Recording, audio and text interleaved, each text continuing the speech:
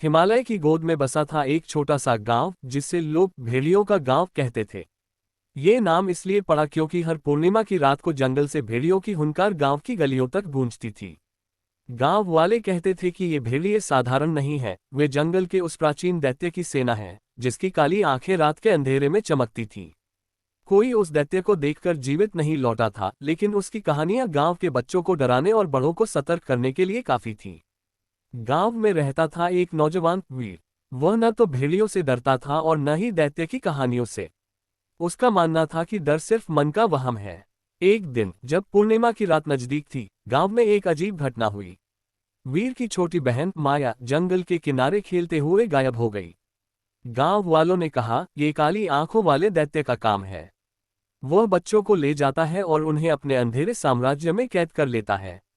वीर ने इन बातों को अंधविश्वास माना और अपनी बहन को ढूंढने का फैसला किया।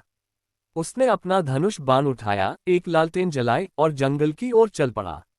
गांव के बुजुर्गों ने उसे रोकने की कोशिश की, लेकिन वीर का हौसला अडिग था। जंगल में कदम रखते ही वीर को लगा कि कोई उसे देख रहा है। पेड़ों की छायाएं नाच रही थीं और हवा में एक अजीब सी सनसनाहट थी। अचानक उसे भेड़ियों की हुंकार सुनाई दी। वह रुका और उसने देखा कि एक जोड़ी काली आंखें उसे घूर रही थीं। ये आंखें किसी साधारण भेड़िए की नहीं थीं, उनमें एक अलौकिक चमक थी। वीर ने हिम्मत जुटाई और अपने धनुष को ताना, लेकिन तभी एक गहरी आवाज गूंजी, रुक जा नन्हा इंसान।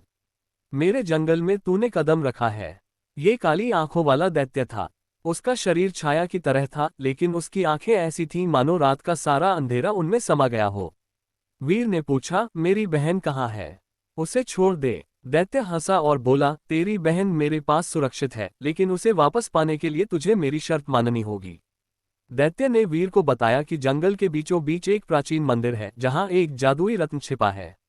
ये रत्न दैत्य की शक्ति का स्रोत था। अगर वीर उस रत्न को लाकर दैत्य को सौंप दे तो वह माया को छोड़ देगा।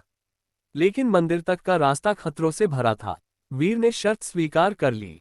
रास्ते में वीर को कई चुनौतियों का सामना करना पड़ा।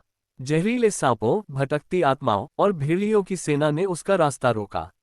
लेकिन वीर ने अपनी बुद्धि और साहस से हर बाधा को पार किया। मंदिर पहुंचने पर उसने देखा कि रत्न एक ऊंचे स्तंभ पर रखा था, जिसे चारों ओर आग की लपटें घेरे हुए थीं। वीर ने अपनी लालटेन का इस्तेमाल किया और आग को बुझाकर रत्न हासिल कर लिया।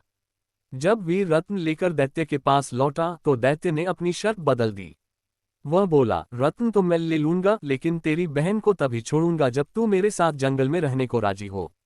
वीर समझ गया कि दैत्य धोखेबाज है। उसने रत्न को अपने पास रखा और दैत्य पर हमला कर दिया। एक भयंकर युद्ध हुआ। वीर ने अपने धनुष से तीर चलाए, लेकिन दैत्य की छाया पर कोई असर नहीं हुआ। तभी वीर को याद आया कि उसकी मां ने उसे एक प्राचीन मंत्र सिखाया था जो बुराई को नष्ट कर सकता था। उसने मंत्र का जाप शुरू किया। मंत्र की शक्ति से दैत्य कमजोर होने लगा। उसकी काली आंखें धीरे धीरे मध्यम पड़ने लगीं। आखिरकार एक तेज रोशनी के साथ दैत्य गायब हो गया। वीर ने जंगल के गहरे हिस्से में एक गुफा में अपनी बहन माया को ढूंढ लिया। वह सुरक्षित थी, लेकिन डरी हुई थी। वीर ने उसे गले लगाया और गांव वापस लौट आया। गांव वालों ने वीर की बहादुरी की खूब तारीफ की। उस रात के बाद भेड़ियों की हुंकार फिर कभी नहीं सुनाई दी और काली आंखों वाले दैत्य की कहानियां अब सिर्फ बच्चों को सुनाने के लिए रह गईं। वीर और माया ने गांव में सुख शांति से जीवन बिताया। वीर की बहादुरी की कहानी पूरे हिमालय में फैल गई और लोग उसे भेड़ियों का शिकारी कहने लगे। लेकिन वीर जानता था कि असली शक्ति हथियारों में नहीं, बल्कि हिम्मत और विश्वास में होती है।